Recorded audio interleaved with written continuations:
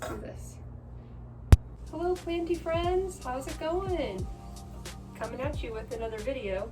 So today I wanted to introduce one of our new plant friends. What was that?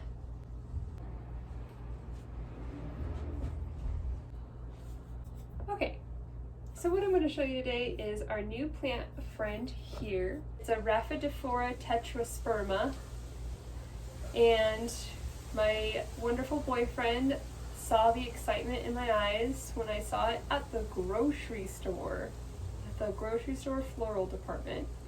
It is, as you can see, it has some fenestration here. It is a mini monstera, and it's quite the find at a local grocery store. So this is, they call it a mini monstera because it has the fenestration where it causes these little holes in it, and you can see there's a new leaf coming in that also has some holes in it. It'll be kind of like a vine plant. It'll grow almost like a pothos will. So I'm thinking it might be cool to put it on a moss pole one day to have it go upwards instead of having it hang down.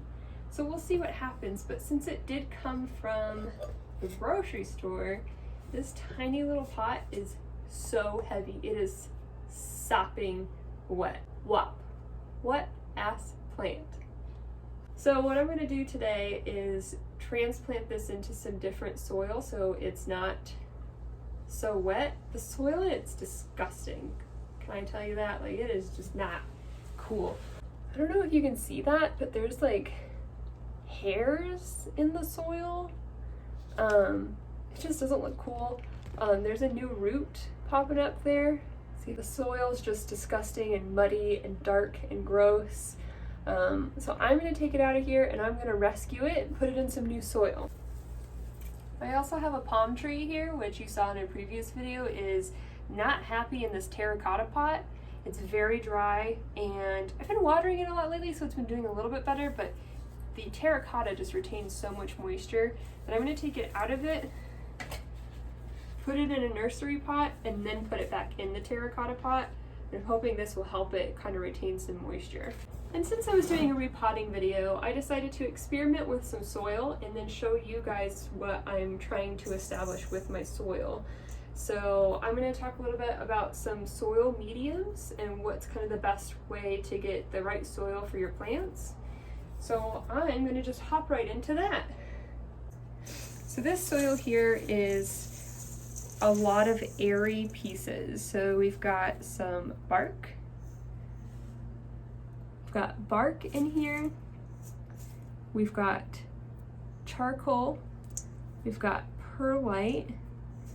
And we have some sort of peat moss in here. And I also put mosquito bit. The mosquito bits inside there are going to help make sure that there are no fungus gnats in your soil. It just prevents any of those fungus gnats and pests that are in there. The charcoal is supposed to help get rid of any of the impurities in the soil, but it also holds all of the appropriate nutrients and helps disperse those nutrients from the soil. Any of the nutrients that are in the peat moss that's in the soil will be held in this charcoal and will be released throughout when you water it. So whenever you water, the charcoal will release any of the appropriate nutrients, but it'll also get rid of any impurities in the soil as well. It's also really light and airy, just like this perlite, and it's gonna help kind of keep this soil nice and airy. A lot of the plants that I'm going to be working with in my collection are going to need airy soil like this, and so it's important not to have it too dense. So I'm putting a lot of stuff in there, like 50% of it is perlite. So that's what this soil is going to look like that I'm going to be using to transplant everything. I might have to make more since I'm doing 2 plants. We shall see. This is a bucket full of the bag of potting mix that I bought from the store. So I bought it from a local nursery here in town. It's an organic potting soil. It's mostly just that peat moss, but as you can see, it's like very moist, it's really dense, it sticks together. So I added a little bit more of the bark in here and that perlite and mosquito bits just so I can avoid getting any fungus gnats out here in the potting soil. So I added a little bit and some of that charcoal as well, but I didn't add a lot. So some plants I have are gonna want this dense soil, so I'm keeping this in here. And then when I need a more airy soil, I'm gonna be mixing it up with this with all of the extra stuff. So as I told you, I used some orchid bark. I bought this, not a fan of this one because there's perlite already in it, but this is just some regular old orchid bark, and the barks come in really good sizes, I think. Got the charcoal here. Make sure you're using charcoal that's sold at a nursery for your plants and not charcoal that's sold for a grill, because that's not the same. You don't want that. You want this stuff. And the perlite. So the perlite is the airy white stuff here. You can typically put it in your fingers and pinch it. It falls apart. I've seen a lot of people that use pumice stone. So they have pumice stone that's this same size. It's just like a rock. It doesn't fall apart like this. The perlite has a tendency to float to the top of your soil after watering it over and over again. And pumice stone's a little bit better, but it is more expensive. They had just the perlite at the nursery that I went to and bought this. It's cheaper. I think you can see the price there. It's a little bit cheaper for just this bag of perlite. I'm gonna try to keep an eye out for some cheaper pumice stone and maybe use pumice stone at a later time, and we'll see how that works in the soil. And of course, my friends, my favorite thing in the world, mosquito bits, just because it gets rid of fungus gnat. Fungus gnats are literally the worst thing for my plants. I've only ever had fungus gnat issue as a pest in my plant, and these things have been life-saving because it kills the larva at the bottom of the soil. When you see the fungus gnats floating around in your house, it's too late. The larva's in your soil at the bottom of your pot. The only way to truly get rid of it is by using mosquito bits. So I'll do a video at another time, like a total thing of how to get rid of fungus gnats. But putting mosquito bits in your soil right off the bat will help you prevent that. So I just use a whole bunch of this. I put it in this big thing of soil, and I put it in this thing of soil here, just to make sure I have enough of this and everything. When you water it, that's when it releases the chemical in there that gets rid of the fungus gnats. All right, friends, well, I'm super excited about my mini monstera here, so I'm gonna go ahead and get to repotting. Here we go.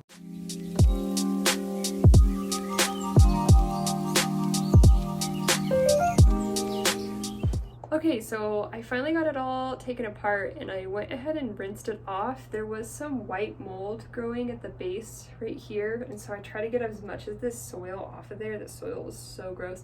It even smelled bad in the soil, but there's some beautiful roots in there, some good white looking roots. The inside looks a little gnarly, but I'm hoping that by kind of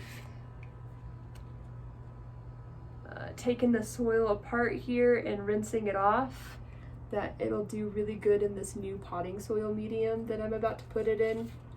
The plant is pretty happy. You can tell it has those waterlogged spots right here. That's from having too much water, those brown spots.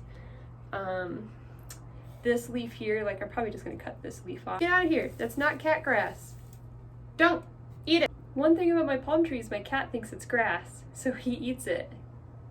Great. That's another reason why we have issues with the palm tree, isn't it, Jim Jim? So now that I got this all cleaned out and I got this gross, gnarly, muddy, kind of gross smelling soil out of there and clean this off, I'm gonna put it in the same pot that it was in. I'm actually gonna give it a rinse out. I'm gonna go clean it real quick so it's clean, and then I'm gonna put it in its little cover pot that it came in because it's kind of cute. So I'm gonna go clean this pot out and I'll be back. Okay, clean pot, cleaned it out. I also put hydrogen peroxide in there too to kill any bad bacteria. So, and I left that on the edges in there. Maybe that'll help the root that had a little bit of mold on it too. I also got this from the nursery. They sold me on it yesterday. It is mycorrhizae.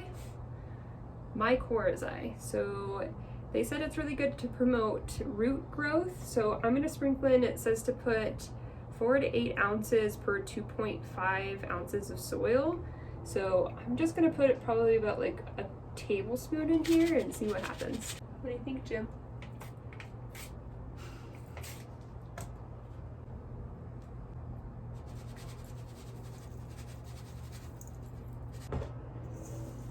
Okay, so now that I got that mixed in there, I'm going to start putting some of this back in this pot. Let me move this so you can see this. I wanted to put it in a little bit bigger of a pot, but I don't have a bigger nursery pot than like this size. I think that's going to be too big. I think that'll shock it.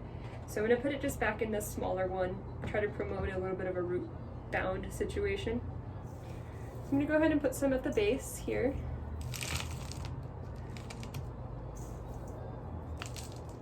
And then put this right in there.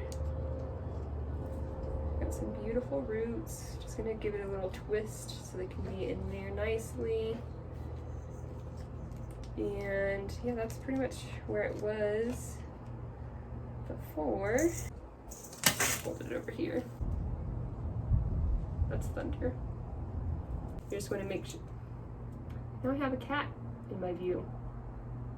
Will you check out Squeaker Butt? What do you think of all the soil? Does a good soil? Check it out. So yeah, I was kind of like leaning in one direction, and I want it to lean into, like, kind of have it grow upwards a little bit. So I'm just putting some more soil on this side, just packing it down. It's too big of a piece of charcoal. Pack, pack, pack, pack.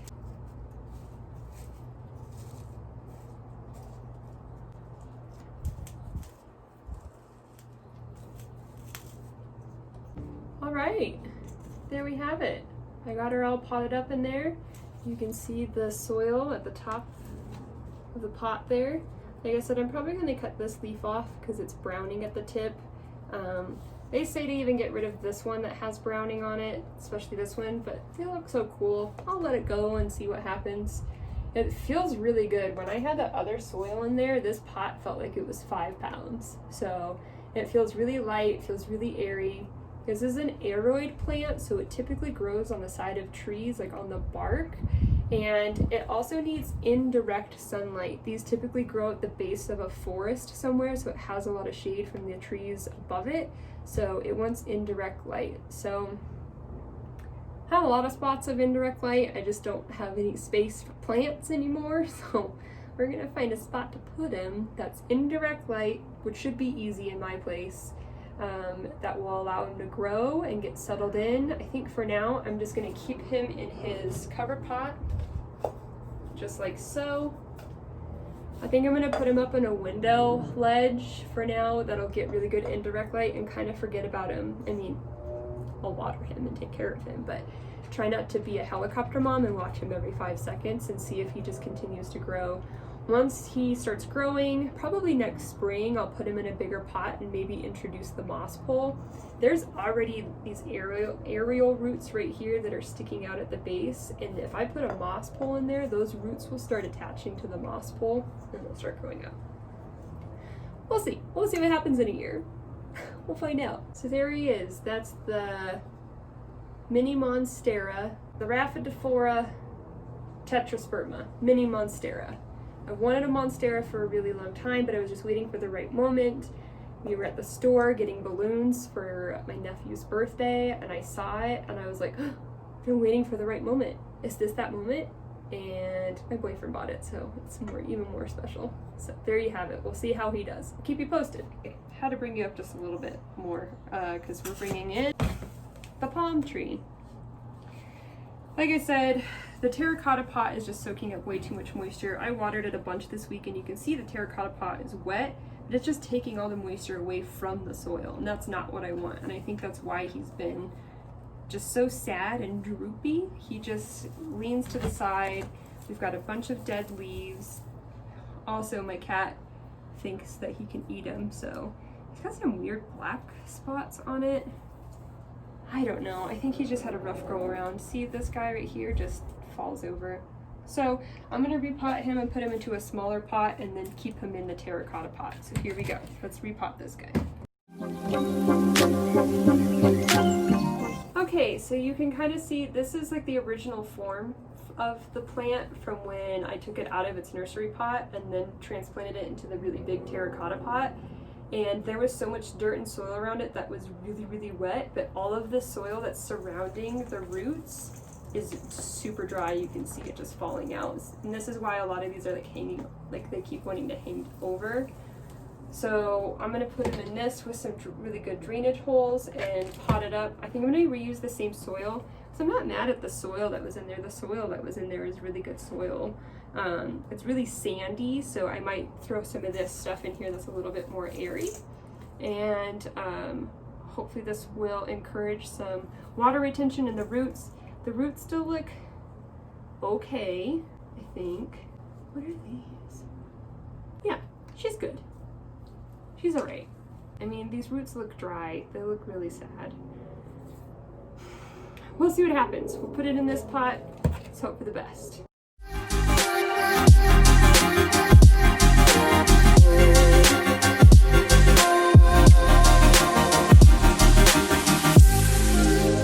right, well, there you have it. I put him in this pot. It was quite the wild ride. The roots were pretty dry, and then the soil in there was really wet, but the roots were dry. I'm hoping that all of this soil in here, I did a mixture of this drier soil and the stuff that was already in there. Like I said, there wasn't bad soil, it was just the terracotta pot retaining all of the moisture and no moisture getting directly to the roots. So I'm hoping that this will work. I'm gonna just give it a bunch of water right now, get it really, really wet, but I'm also gonna get the dirt out of this pot and keep it in here so it has at least just like its own cover pot. And there's also a drainage dish underneath it to hold any water that does come out of it. So terracotta pot will still be picking up some water. It's still just like an aesthetic thing to put the terracotta in there. Since I put it in here, it kind of like bunched back up together a lot more since I like pushed and formed the roots together. So it's not like sagging all over the edge a little bit. So definitely have, I definitely still have this guy to worry about because he just loves to eat this palm tree. So I have to keep it up in a really high spot. So it's kind of weird to have a palm tree like on a high spot hanging over, but I gotta keep it from him because he eats them. He thinks it's grass. I hope that this video is informational for you. I hope that you learned a lot about how to make your own potting soil at home or how to enhance the soil that you buy from the store. You can buy a bag of Miracle-Gro potting soil and add more perlite and add charcoal and add bark or add mosquito bits. You can really form your own type of soil to the plant that you're trying to pot and make the potting soil that much better than what the bag tells you that it's gonna do. All right, it's so windy. Oh, I got dirt in my eye. So you met my new friend, my Rhaphidophora tetrasperma, my mini monstera. You got to see me replant my palm tree. You got to see all of my cats hang out with me on the patio. You got to see my flowers on the patio before fall comes. Today's the last day of summer. Oh, it's fall, so I have a pumpkin here. I'm ready for it. My flowers behind me are gonna die, but fall is upon us. So trying to get some of my plants ready for the winter hibernation. All right, guys, I hope you enjoyed this. Remember, if you really liked it and you think I'm kind of funny, go ahead and like and subscribe to this channel, and I will have more content to come. Oh, that soil in that pot was just so gross. Ugh. Nasty. Grocery store plants. That's what you get, huh?